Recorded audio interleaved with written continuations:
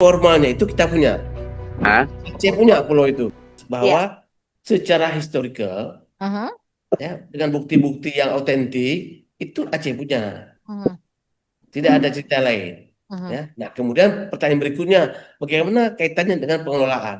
mhm, mhm, Yang penting dalam hukum itu ada namanya penguasaan dan ada namanya pengelolaan. Itu dua hal yang berbeda. mhm, Penguasaan itu aspek legal, pengelolaan aspek manajerial. mhm, Aspek legal itu aspek hukum. mhm. Juris formalnya itu kita punya. Hah? Aceh punya pulau itu. Baik secara de jure maupun de facto. Itu Mhm. clear.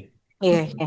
Makanya saya memaklumi kalau Teguh Khalid menolak semua tim-tim itu. Tidak Mhm. perlu ada tim.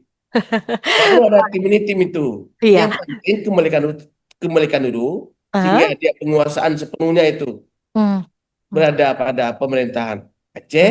mhm, mhm, Ya. Nah, setelah tim itu sudah setelah pulau itu kembali kepada Aceh, baru mhm. dipikirkan aspek pengelolaannya. Iya. Mhm.